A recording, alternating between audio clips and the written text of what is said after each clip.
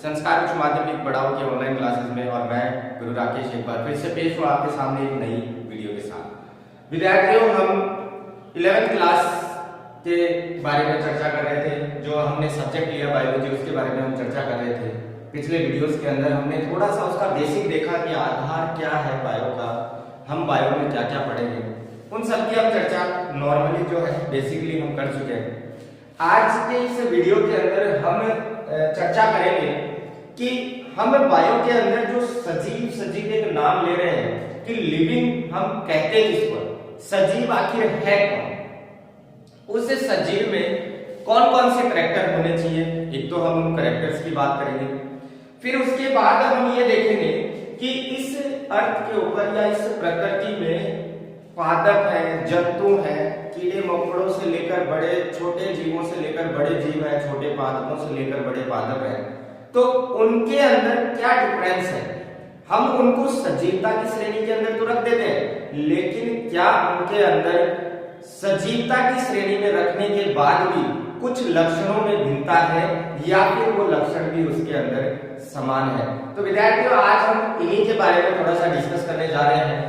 तो पेश है आपके सामने जीव विज्ञान सामान्य परिचय का आज का आपका टॉपिक सजीवता के लक्षण। सजीवता के लक्षण। सबसे पहले तो हमें ये आइडेंटिफाई करना है, हमें ये पहचान करनी है कि आखिर जो सजीव होता है उस सजीव के अंदर कौन कौन से करैक्टर होने चाहिए, कौन कौन से लक्षण होने चाहिए। क्या हम कुछ करैक्टर ना होने की वजह से उसको निर्जीव या फिर कुछ करैक्टर होने की वजह से उसको सजीव कह सकते हैं। तो ऐसे कौन से करैक्टर हैं जिनकी उपस्थिति के बाद ही हम उसको सजीव कहेंगे, उनके अलावा हम उसे सजीव नहीं कह सकते। इसके अलावा अगर विद्यार्थियों में यहाँ नॉर्मल से डेफिनेशन की बात करूं कि आप ये बताइए कि सजीवता है क्या, तो हम सीधा सा कह सकते हैं कि जिस भी जीव में जीवन पाया जाता है वो क्या कहलाएगा, वो सजीव कहलाएगा। तो उस सजीव के लक्षणों की हमें बात करनी है। तो विद्यार्थियों, यहाँ सबसे पहले उस सजीव के अंदर कौन कौन से कैरेक्टर होने चाहिए, उन कैरेक्टरों के अंदर सबसे पहला कैरेक्टर मैं यहां लूंगा गति। सबसे पहला कैरेक्टर कि जो भी सजीव है, हम नॉर्मली देख सकते हैं, हम पहले नॉर्मल कैरेक्टर्स देखेंगे। सबसे पहले हमने लक्षण लिया है गति का, तो आप आराम से अंदर कर सकते हो कि इस पृथ्वी पर जो भी सजीव है वो अपने आप गति कर सकता है। आप किसी का भी एग्जाम्पल ले लो, जैसे आप अपना खुद का एग्जाम्पल ले लो, या फिर आप पेड़ों का एग्जाम्पल ले लो, या फिर आप एक पंखे का एग्जाम्पल ले लो। तो इन तीनों एग्जाम्पलों में अगर आपसे पूछा जाए कि सजीव कौन है, मैंने यहाँ एग्जाम्पल लिया है तो मनुष्य, एक मैंने एग्जाम्पल लिया है पेड़, और एक मैंने एग्जाम्पल लिया है पंखा। अब मैंने जो पहला पॉइंट लिया है यहाँ पे गति का, मोशन का, इस गति का कैरेक्टर इन तीनों के अंदर पाया जाता है। या फिर यहाँ एक एग्जांपल और आप ले सकते हैं, हमें इसको आराम से समझना है, बादल। इनके अंदर अगर हम देखें तो गति तो मनुष्य में भी होती है, गति पेड़ों में भी होती है, गति पंखे के अंदर भी होती है, और गति बादलों के अंदर भी होती है। तो अब हमारे सामने एक क्वेश्चन मार्क बन के ये आ गया कि सर आप ये बता रहे हो कि सजीवता के लक्षणों में पहला हम गति ले रहे हैं, तो इन चारों के अंदर गति पाई जाती है, हम इनमें डिफरेंस कैसे करें कि ये सजीव होंगे या निर्जीव होंगे। तो विद्यार्थियों, हमें इस चीज का पता लगाने के लिए हमें यही देखना है कि गति किस तरीके से हो रही है। क्या वो जीव अपने आप गति कर रहा है या फिर उसके अंदर विस्थापन पाया जा रहा है। विद्यार्थियों, ये विस्थापन जो है ये फिजिक्स के अंदर काम आने वाली चीज है। विस्थापन से मेरा मतलब यह है, हम मूवमेंट की बात कर रहे हैं, मैं यहाँ एक जगह स्थिर खड़ा हूं, मैं यहाँ से चल के इस डैशबोर्ड के पास चला गया, या एक स्थान से मैं दूसरे स्थान पे चला गया, तो मुझे उठा के थोड़ी रखा है किसी ने, मुझे ऐसे उठा के थोड़ी रख दिया किसी ने, या फिर मैं बिना गति के थोड़ी चला गया इधर से उधर, मैं मूव करके गया, मूवमेंट मैंने किया है, गति करने के दौरान मैं एक स्थान से दूसरे स्थान पे पहुंचा हूं, इस चीज को तो हम कहते हैं गति। यानी गति के अंदर क्या होता है, स्थान परिवर्तन होता है, एक स्थान से हम दूसरे स्थान पर पहुंच जाते हैं। अब हमें यहां चर्चा करनी है, सबसे पहले तो हम अपनी ही चर्चा कर लेते हैं कि मनुष्य के अंदर जो गति होती है, मनुष्य के अंदर गति अपने आप होती है, यानी मनुष्य खुद स्वयं गति करता है, एक स्थान से दूसरे स्थान पर चल के जाता है। या किसी जानवर की हम बात करें या अन्य किसी जंतु की अगर हम बात करें तो वो अपने गमनांगों की सहायता से गति करता हुआ एक स्थान से दूसरे स्थान पर पहुंच जाता है। इसका मतलब मनुष्य में जो गति है वो खुद हो रही है, अपने आप मनुष्य कर रहा है। पेड़ की मैं बात कर रहा हूं, हमने गति में ये कहा कि गति के अंदर स्थान परिवर्तित होना चाहिए, एक स्थान से दूसरे स्थान पर वो जीव या जो जंतु है वो जाना चाहिए। तो पेड़ तो नहीं जाता, पेड़ एक जगह जहां उसे रोपित किया गया है, जहां उसका अंकुरण हुआ है या जहां पर वो लगा हुआ है, आप उसको चाहे सुबह देखो, चाहे शाम को देखो, चाहे आज देख लो, चाहे 10 दिन बाद में देख लो, आपको वो पेड़ वहीं का वहीं मिलेगा। क्या वो एक स्थान से चलकर दूसरे स्थान पे चला जाता है? आज जो पेड़ यहाँ स्कूल में लगे हुए हैं, क्या वो अपने आप गति करके आपके घर के पास चले जाते हैं? नहीं जाते। इसका मतलब फिर इस पेड़ में गति कैसे हुई? हम इस पेड़ को सजीव क्यों कह रहे हैं? क्योंकि हमें पता है सजीवता की जो परिभाषा हमने दी है सजीव की, उसमें हमने ये कहा कि जिसमें जीवन पाया जाता है हम उसको सजीव कह सकते हैं। तो पेड़ में जीवन तो पाया जा रहा है, ठीक है, मानते हैं, लेकिन पेड़ के अंदर गति नहीं है, तो आपने इसको सजीव की श्रेणी में क्यों रख दिया? तो विद्यार्थी यहां मैं आपको क्लियर कर दूं, पेड़ की जहां बात आती है, पेड़ में स्थान परिवर्तन नहीं होता, लेकिन उसकी लंबाई के अंदर वृद्धि होती है और उसकी जो गति है वो उस वृद्धि के अंदर छुपी हुई होती है। अब आप आसानी से देख सकते हैं, जब अपन फसल की बुआई करते हैं तो हम एक छोटा सा बीज अंकुरित करवाते हैं, बीज डालते हैं मिट्टी के अंदर, फिर सिंचाई खाद वगैरह की सहायता से जब वो बीज अंकुरित होता है तो उस बीज से अंकुरित होने वाले नए पादप की लंबाई अगर आप देखोगे तो वो मिट्टी से थोड़ी सी ऊपर या 1 इंच 2 इंच लंबी होगी। फिर जैसे जैसे परिपक्वता आती है वैसे वैसे वो पादप क्या करता है, ग्रो करता है, और जो पहले एकदम भूमि के नजदीक था वो थोड़ा थोड़ा भूमि से दूर होता चला जाता है। इसका मतलब उसके अंदर गति तो हो रही है, पहले वो क्या था, एकदम जमीन के नजदीक था, गति उसने की ऊपर की तरफ।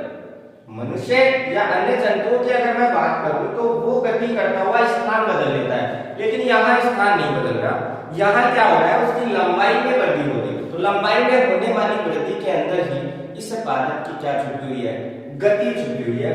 इसलिए हम पेड़ के बारे में भी कह सकते हैं कि इसकी लंबाई में क्या है, लंबाई में गति, या मैं कह सकता हूं कि इसकी वृद्धि में गति छुपी हुई है, वृद्धि में गति छुपी हुई है। आप आसानी से उसकी लंबाई और वृद्धि के अंदर इसे देख सकते हैं। दो की बात हो गई, दोनों को हम क्या कहते हैं, सजीव कहते हैं। ये दोनों के दोनों क्या हैं, सजीव। नेक्स्ट मैं बात करता हूं इस पंखे की और इस बादल की। अब गति वाला जो हमने पॉइंट लिया है वो गति वाला पॉइंट हम इनके ऊपर लागू करके देखते हैं। तो पंखे की अगर बात की जाए तो जैसे ही इलेक्ट्रिसिटी या करंट हम लाइट जैसे ही आएगी, जैसे ही पंखे को लाइट मिलेगी या करंट उसे सप्लाई जैसे भी हो जाएगी तो पंखा अपने आप क्या करने लगता है, अपने ही स्थान के ऊपर क्या करता है, गति करता है। लेकिन क्या उसने अपने आप गति की? नहीं, उसने किसी अन्य स्रोत की सहायता से गति की है। उसे इलेक्ट्रिसिटी अगर नहीं मिलेगी तो वो मूवमेंट नहीं कर पाएगा। दूसरी एक चीज, बादल की अगर अपन बात करें तो बादल एक स्थान से दूसरे स्थान पर जाते हैं। अक्सर हम देखते हैं बरसाती मौसम के अंदर या फिर जब क्लाउडी मौसम होता है, बादल जब छाए हुए होते हैं तो हम देखते हैं आकाश की तरफ, तो बादल इधर से उधर जाते हुए हमें दिखाई देते हैं। तो हम ये तो कह सकते हैं कि उसके अंदर क्या हो रही है, गति हो रही है। लेकिन इन दोनों के अंदर पाई जाने वाली ये जो गति है इसके कारण हम इन दोनों को सजीव नहीं कह सकते। ये दोनों क्या है? ये निर्जीव। क्या है? निर्जीव। इनके अंदर जो गति पाई जा रही है वो अन्य किसी स्रोत के माध्यम से पाई जा रही है, अन्य किसी कार्य के माध्यम से पाई जा रही है, आप ये कह सकते हैं। तो यहाँ पर हमारे पास पहला जो पॉइंट है सजीवता के लक्षणों का गति, तो हम ये कह सकते हैं कि जिस भी जीव के अंदर गति पाई जाती है उसको हम क्या कहेंगे? सजीव कहेंगे। लेकिन आपको ध्यान देना है उस गति के अंदर स्थान परिवर्तित होना चाहिए और स्वयं के द्वारा होने वाली गति होनी चाहिए। दूसरी मैं यहाँ बात करता हूँ वृद्धि। दूसरे पॉइंट की अगर हम बात करें तो वो है वृद्धि। वृद्धि का मतलब है अपने आकार आकृति में बढ़ावा देना या अपनी आकार आकृति को बढ़ाना। अब यहाँ पर हम इन्हीं एग्जाम्पलों से अगर मैं इस वृद्धि को भी आपको समझाना चाहूँ तो सबसे पहले तो हम बात करते हैं मनुष्य की। जब मनुष्य जन्म लेता है तो उस समय उसकी शारीरिक जो वृद्धि है वो बहुत कम होती है, बहुत छोटा होता है। धीरे धीरे जैसे जैसे उसके अंदर मैच्योरिटी आती है या हम कहें कि परिपक्वता आती है, या मैं ये कह सकता हूँ कि जैसे जैसे उसकी आयु में बढ़ोतरी होती है वैसे वैसे उसके शरीर का आकार भी क्या होता है? बढ़ता जाता है, वृद्धि उसके अंदर होती जाती है। यहाँ पर अगर हम बात करें बादलों की तो बादलों के अंदर भी क्या पाई जाती है? वृद्धि पाई जाती है। बादल पहले छोटे बादल होते हैं, फिर छोटे बादल आपस में मिलकर घने बादल बना लेते हैं। तो क्या हम उस घने बादल को वृद्धि हुई है तभी तो पहले छोटे छोटे बादल थे, जब सारे एक जगह हुए तो बड़े बादल बने, तो वृद्धि तो हुई है। वृद्धि का मतलब सीधा सा है आकार आकृति में बढ़ोतरी होना। पहले जो आकार आकृति थी उसमें वृद्धि का मतलब है बढ़ना। अब यहाँ उस बादल की आकार आकृति में वृद्धि तो हो गई, तो क्या हम इसको सजीव कह दे? नहीं कहेंगे। यहाँ इस बादल में होने वाली जो वृद्धि है, जो सजीवता के लक्षणों का जो पॉइंट है हमने लिया है वृद्धि, वो इस बादल के अंदर पाया जाता है, लेकिन फिर भी हम इसको क्या नहीं कहते? सजीव नहीं कहते।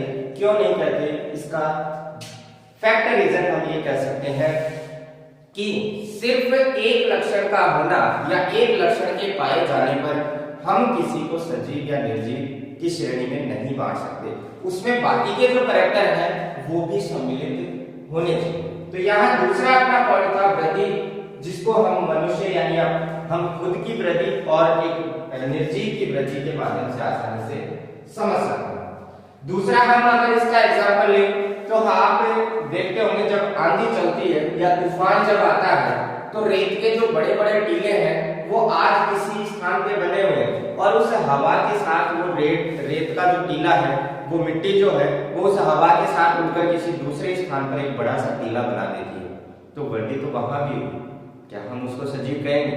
नहीं कहेंगे। तो विद्यार्थी यहाँ हमें फैक्ट बात एक याद रखनी है कि वृद्धि सजीवता का लक्षण है, लेकिन बाकी के कैरेक्टरों को ध्यान में रखते हुए ही हम सजीव और निर्जीव के अंतर करेंगे। सिर्फ एक कैरेक्टर के आधार पर अंतर हम उसमें नहीं करेंगे। इसके बाद नेक्स्ट पॉइंट की अगर मैं बात करूं तो आकार आकृति की हम यहाँ बात करें। तीसरा पॉइंट है अपना आकार व आकृति, यानी साइज एंड शेप की बात हो रही है। अगर हम आकार और आकृति की बात करें तो इनके सजीव की अगर हम बात करें, चाहे वो पादप हो या उस पादप की कोई भी एक किस्म हो, या हम अपनी ही अगर बात कर ले मनुष्य प्रजाति की, तो हमारी मनुष्य प्रजाति में आप देख लो या किसी अन्य जंतु की अगर मैं बात करूं, गाय भैंस की बात करें तो गाय की, भैंस की, कुत्ते की, बिल्ली की, इन सब की आकार आकृति निश्चित होती है। चाहे आप किसी भी उम्र के अंदर देख लीजिए, उसकी आकार आकृति आपको क्या मिलेगी? निश्चित मिलेगी। लेकिन निर्जीव वस्तुओं की आकार आकृति में परिवर्तन किया जा सकता है। तो हम यहाँ कह सकते हैं कि आकार आकृति सजीवता का तीसरा लक्षण है। आकार आकृति सजीवों की अगर बात की जाए तो सजीवों में ये क्या होती है? निश्चित होती है। सजीवों में जो आकार आकृति है वो क्या होगी? निश्चित होगी। जैसे अगर आप बचपन के अंदर देखोगे तो मनुष्य की जो आकार आकृति है वो आपको मनुष्य के जैसे ही दिखाई देगी, आपको कुत्ते बिल्ली के जैसे दिखाई नहीं देगी। जब आप थोड़े से और बड़े होते हैं, आप जब युवा अवस्था के अंदर आते हैं तो आपकी आकृति मनुष्य जैसे ही होगी, आप गाय भैंस की तरह 4 पैरों पे चलने वाले नहीं बनेंगे। आपकी आकार आकृति पहले से निश्चित है। तो आकार आकृति का कैरेक्टर सजीवता के लक्षण को ही क्या करता है, दर्शाता है। इसके बाद हम बात करते हैं कोशिकीय संरचना की।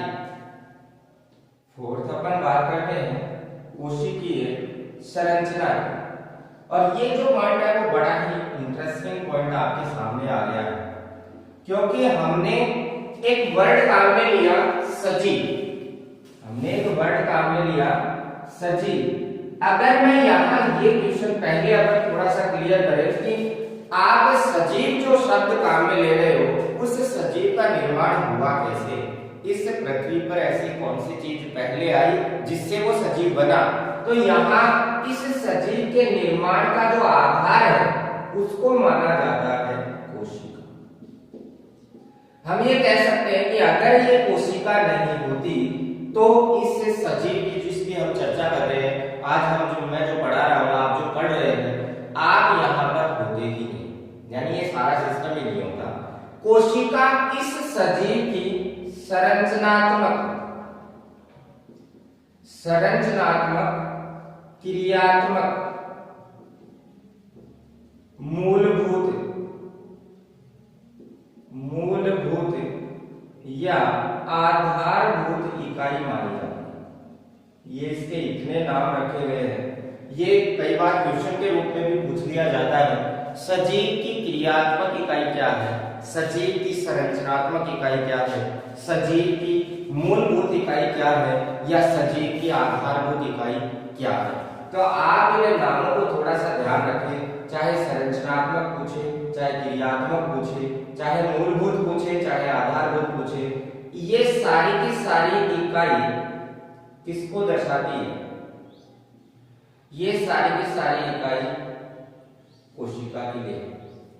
कोशिका को ही किसी सजीव के शरीर की क्रियात्मक, संरचनात्मक, मूलभूत, आधारभूत इकाई माना जाता है। इस कोशिका के बाद शरीर में बनते हैं ऊतक, ऊतकों से बनते हैं अंग। ये अंग अंगतंत्र में फिट होते हैं या अंगतंत्र में व्यवस्थित होते हैं, और तब जाके बनता है एक सजीव का शरीर। ये एक क्रम होता है। अगर हम सजीवों की बात करें तो सजीवों के लिए ये क्रम है, सबसे पहले सेल यानी कोशिका बनेगी, फिर ऊतक बनेंगे, फिर अंग बनेंगे, अंगतंत्र बनेगा, और फिर शरीर बनेगा। अगर हम निर्जीवों की बात करें तो आपने 10th क्लास में पढ़ा होगा कि किसी पदार्थ की संरचनात्मक क्रियात्मक इकाई परमाणु को मानी जाती है, एटम को मानी जाती है। तो विद्यार्थियों वहां वो निर्जीव की बात है, यहाँ ये सजीव की बात हम कर रहे हैं, क्योंकि बायो में हम लगभग सजीवों की ही चर्चा करेंगे। हम सिर्फ उनके बारे में पढ़ेंगे जिनके अंदर जीवन पाया जाता है। सजीव की क्रियात्मक इकाई कोशिका है, निर्जीव पदार्थ की क्रियात्मक इकाई परमाणु है। यह आपको क्लियर करना है, क्लियर याद रखना है। इसके बाद में नेक्स्ट चौथे पॉइंट के ऊपर आता हूं, 5वें पॉइंट पे आता हूं, उपापचय, जो कि बहुत ही इंपॉर्टेंट एक क्रिया है, मेटाबॉलिज्म जिसको कहा जाता है। अगर आप किसी सजीव की चर्चा कर रहे हो तो आपके दिमाग में एक चीज आनी चाहिए कि ऊपर वाले जो कैरेक्टर हमने 4 पढ़े हैं वो तो होने ही होने चाहिए। साथ में अगर वो सजीव है तो उसे एनर्जी चाहिए, और एनर्जी अगर उसे चाहिए तो उसे भोजन करना पड़ेगा, और जो भोजन उसने किया है उसका पाचन उसके शरीर को करना पड़ेगा, तभी उसको क्या मिलेगी, एनर्जी मिलेगी। इसका मतलब हम ये कह सकते हैं कि सजीवों में जो लक्षण है उसमें उपापचय भी अपना एक महत्वपूर्ण भूमिका निभाता है। मेटाबॉलिज्म सजीवों के अंदर पाया जाता है, निर्जीवों के अंदर नहीं पाया जाता। जैसे अगर एक नॉर्मल क्रिया की अगर मैं बात करूं कि हम अपनी अगर बात करें तो हम जो भोजन करते हैं उसका पाचन हमारे शरीर के अंदर होता है, और उसी से हमें एनर्जी मिलती है। एनर्जी मिलने के साथ साथ हमारे शरीर की जो वृद्धि है आकार आकृति में, या वृद्धि की बात करें, या कोशिकीय संरचना की बात करें, या इस शरीर में होने वाली अन्य जो क्रियाएं हैं उनकी अगर हम बात करें तो कहीं ना कहीं एनर्जी की आवश्यकता पड़ती है, और वो एनर्जी हमें मेटाबॉलिज्म से मिलेगी या उपापचय की क्रिया के दौरान ही मिल पाएगी। तो ये भी एक सजीवता का क्या माना गया है, करेक्टर माना गया है। बहुत ही अच्छा पॉइंट है यहाँ पर ये मेटाबॉलिज्म। इसके बाद अगर मैं बात करूं, इस उपापचय के अंदर दो क्रियाएं होती हैं, एक तो होती है उपचय और एक होती है अपचय। इस उपापचय की अगर बात करें तो इसमें दो क्रियाएं हैं, एक तो है उपचय और एक है इसमें अपचय। एनाबॉलिज्म और कैटाबॉलिज्म, नाम आपने सुना होगा। एनाबॉलिज्म और कैटाबॉलिज्म ये होते क्या? अगर मैं उपचय क्रिया की बात करूं तो सरल घटकों से जटिल घटक का निर्माण होता है। इसके अंदर तो क्या होगा, सरल घटकों से जटिल घटक बनेंगे, जटिल घटक बनेंगे। और यहां हम अपचय की बात करें तो इसमें इसका उल्टा हो जाएगा, जटिल घटकों से सरल घटक बने, सरल घटक बने। अब यहां ये हिंदी में थोड़ा सा याद करना थोड़ा सा डिफिकल्ट हम मान सकते हैं। ये तो हो गया आपका मेटाबॉलिज्म, ये हो गया आपका एनाबॉलिज्म। यानी उपचय को हम इंग्लिश में क्या कहते हैं, एनाबॉलिज्म, और अपचय को हम कहते हैं कैटाबॉलिज्म। ये इंग्लिश में भी आप थोड़ा सा याद रखें, क्योंकि कुछ वर्ड इस के अंदर ऐसे हैं जो हिंदी में याद करने थोड़े से डिफिकल्ट होते हैं, इंग्लिश में हम उनको आसानी से याद रख सकते हैं। और थोड़ी सी हमने स्टेप बढ़ाई है तो अपनी थोड़ी सी अपनी जो पर्सनैलिटी है उसको भी हमें थोड़ा बढ़ाना पड़ेगा, इंग्लिश वर्ड जो है वो हमें यूज करने ही पड़ेगा। इसके बाद नेक्स्ट में क्रिया की अगर बात करूं, इससे अपचय की हम बात करें, कैटाबॉलिज्म में क्या हो रहा है, जटिल घटकों से सरल घटक बन रहे हैं। तो अब यहाँ हम सिंपल सा एग्जांपल लेते हैं, बड़ा सा पत्थर है, उस बड़े से पत्थर से छोटे छोटे पत्थर हमें बनाने हैं, तो हमें क्या करना पड़ेगा, उसे तोड़ना पड़ेगा। और तोड़ने की जहां भी बात आती है, उस तोड़ने की क्रिया को हम विघटनात्मक क्रियाएं कहते हैं। यानी मैं यहाँ कह सकता हूं कि अपचय जो है वो विघटनात्मक क्रिया, या मैं कहूं कि इसके अंदर वियोजन होता है। वियोजन का मतलब आप ये ले सकते हैं कि टूटने की जो क्रिया है वो होती है बड़े से छोटे बनने। और यहाँ अगर एनाबॉलिज्म की बात करें तो यहाँ संयोजन की क्रिया हो रही है, जुड़ने की क्रिया हो रही है। सरल घटक जो है वो आपस में जुड़ते हैं और एक जटिल घटक का निर्माण करते हैं। तो छोटे छोटे आपस में जुड़कर अगर बड़े बना रहे हैं तो वो तो क्रिया क्या है, वो तो है आपकी एनाबॉलिज्म। और अगर बड़ा घटक टूटकर छोटे घटकों में बदल रहा है तो वो क्या है, आपकी कैटाबॉलिज्म। इसके बाद नेक्स्ट पॉइंट की मैं बात करता हूं यहाँ श्वसन, जिसके बारे में आप 10th क्लास में भली भांति पढ़ चुके हैं कि श्वसन एक ऐसी क्रिया है जो सजीवों के अंदर पाई जाती है, निर्जीवों में ये क्रिया नहीं होती। और इस श्वसन क्रिया के अंदर कार्बोहाइड्रेट और प्रोटीन का जो पाचन होता है, उस पाचन से क्या मिलती है, उनके ऑक्सीकरण से ऊर्जा मुक्त होती है, कार्बोहाइड्रेट और प्रोटीन की, और वो ऊर्जा ही हमारे शरीर को उपयोगी है, शरीर के लिए जो हम उपयोगी मानते हैं। इस श्वसन के अंदर एक घटना और होती है, आप पर्यावरण से ऑक्सीजन गैस लेते हैं और पर्यावरण में CO2 गैस रिलीज कर देते हैं वापस।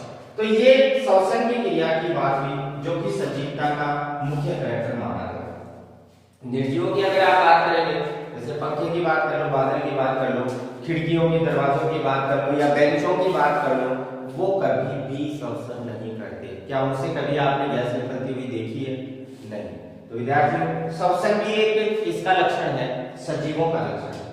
इसके बाद नेक्स्ट में 7th पॉइंट की अगर बात करूं तो इंपॉर्टेंट पॉइंट आता है यहाँ प्रजनन, रिप्रोडक्शन की अगर हम बात करें तो प्रजनन भी, प्रजनन कह दो, जनन कह दो, ये भी एक लक्षण है सजीवता का, और बड़ा ही इंपॉर्टेंट लक्षण है, क्योंकि प्रजनन के अंदर हमें पता है कि जीवों की संख्या में क्या होती है, वृद्धि होती है, 1 से 2, 2 से 4।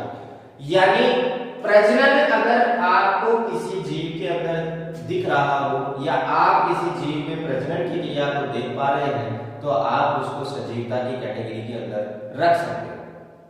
प्रजनन सजीवों में ही पाया जाता है, निर्जीवों में नहीं होता। चाहे आप मनुष्य की बात करें या अन्य किसी भी पेड़ पौधे या जंतु की आप बात कर लीजिए, पेड़ से एक नया पेड़ बन सकता है, फल फूल बीज, और फिर उस बीज से एक नया पादप अंकुरित हो सकता है।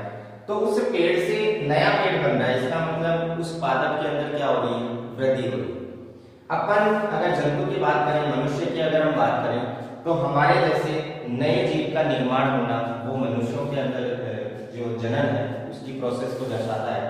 या हम गाय भैंस या अन्य जंतु की बात करें तो उन्हीं के समान प्रजनन की क्रिया के दौरान नर या मादा गाय भैंस का निर्माण होता है, वो भी क्या है, प्रजनन। और जिन भी जंतुओं की हम बात कर रहे हैं वो सारे के सारे क्या है, सजीव। पत्थर में कभी ऐसा हुआ है कि एक बड़ा सा पहाड़ है, उसने प्रजनन किया और एक नया पहाड़ और कभी ऐसा देखा है आपने? नहीं, ऐसा होता ही नहीं है, क्योंकि प्रजनन सजीवता का लक्षण है, निर्जीव का नहीं। इसके बाद नेक्स्ट मैं बात करता हूं पोषण। पोषण की जहां तक बात है, पोषण सजीवों के अंदर जो पोषण है वो एक महत्वपूर्ण बिंदु माना गया है, महत्वपूर्ण हम इसको मान सकते हैं, क्योंकि बिना पोषण के बाकी की जो सजीवों की क्रियाएं हैं वो संभव नहीं है। बिना पोषण के वो अपनी शारीरिक या जैविक जितनी भी क्रियाएं वो नहीं कर पाता। यहां हम थोड़ी सी बात कर लेते हैं। अगर मैं पेड़ों की बात करूं तो पेड़ के अंदर पोषण के लिए एक क्रिया होती है, फोटोसिंथेसिस जिसको कहा जाता है, या प्रकाश संश्लेषण हम जिसको कहते हैं। अब प्रकाश संश्लेषण की जो क्रिया है वो सिर्फ और सिर्फ किसमें पाई जा रही है, पेड़ों के अंदर पाई जा रही है। इसका मतलब प्रकाश संश्लेषण की क्रिया से भोजन किसको मिलेगा, पादपों को मिलेगा। अब उस पादप ने जो भोजन बनाया, उस पादप ने उस भोजन का उपयोग किया और उस पादप के लगने वाले जो फल हैं, उन फलों का उपयोग कौन करेगा, उन फलों का उपयोग भोजन के रूप में करता है कौन, जंतु करता है। या उस पादप के अन्य जो भाग हैं उन भागों का उपयोग कौन करता है, वो भी कौन करता है, जंतु करता है। इसका मतलब सीधा सा ये हुआ कि प्रकाश संश्लेषण की क्रिया सिर्फ और सिर्फ पादपों में पाई जाती है, अन्य किसी सजीव के अंदर प्रकाश संश्लेषण की क्रिया नहीं पाई जाती। यहाँ मैं एक अगर अलग से बात करूं तो कुछ सूक्ष्म जीव ऐसे हैं, कुछ बैक्टीरिया हैं जिनके अंदर फोटोसिंथेसिस पाया जाता है, वो हम आगे डिस्कस करेंगे। मोस्टली आपको बड़े पैमाने पे ये याद रखना है, हम मनुष्य और पेड़ की अगर बात करें तो पादप के अंदर ही क्या पाया जाता है, प्रकाश संश्लेषण, जिससे पादप को क्या मिलता है, पोषण मिलता है। और इसी पोषण के आधार पर अगर हम जंतुओं की बात करें तो वो तीन प्रकार के हो सकते हैं, शाकाहारी, मांसाहारी या सर्वाहारी। अगर सिर्फ जंतु पेड़ पौधों को खाने वाला हो तो शाकाहारी है, अगर अपने समान जंतुओं को खाने वाला हो तो मांसाहारी है, और अगर दोनों चीजों को खाने वाला हो तो सर्वाहारी। तो यहाँ ये पोषण भी क्या है, एक मोस्ट इंपोर्टेंट पॉइंट माना है। इसके बाद मैं नेक्स्ट पॉइंट की अगर बात करूं तो यहाँ 9 नंबर के पॉइंट पे मैं लेता हूं संवेदनशीलता। संवेदनशीलता, सेंसिटिविटी जिसको हम कह सकते हैं, इस संवेदनशीलता का लक्षण भी हम इंपॉर्टेंट मान सकते हैं लिविंग के अंदर, यानी सजीवों के अंदर संवेदनशीलता पाई जाती है, निर्जीवों के अंदर नहीं पाई जाती। संवेदनशीलता से मतलब मेरा यह है कि आपको ठंड, गर्म, गुनगुना या अन्य जो भी संवेदना है, जैसे आपको चुभन हो रही है, जलन हो रही है, ऐसी चीजों का आपकी बॉडी को या आपको पता चलना, ये चीजें क्या है, सेंसिटिविटी को दर्शाती है, संवेदनशीलता को दर्शाती है। जैसे आपके को थप्पड़ मारा तो दर्द का अनुभव, आपको कोई चोटी आपके काट रहा है तो आपको वहां भी दर्द का अनुभव हो रहा है, गर्म चीज आपके ऊपर गिर गई, जलन हो रही है, जलन का अनुभव आपको हो रहा है। तो आपके शरीर के अंदर या हम कहें कि सजीवों के अंदर ये एक ऐसा एक विशेष कैरेक्टर है कि उसे उस चीज का अनुभव पहले हो जाता है, या उस चीज की संवेदनशीलता जो है वो उसको पहले पता चलती है। जैसे ही घटना घटी उसको पता चल जाएगा कि ये मेरी बॉडी के अंदर ये चेंजमेंट हो रहा है, इस तरीके का परिवर्तन मेरे शरीर के अंदर हो रहा है, या ऐसा मुझे महसूस हो रहा है।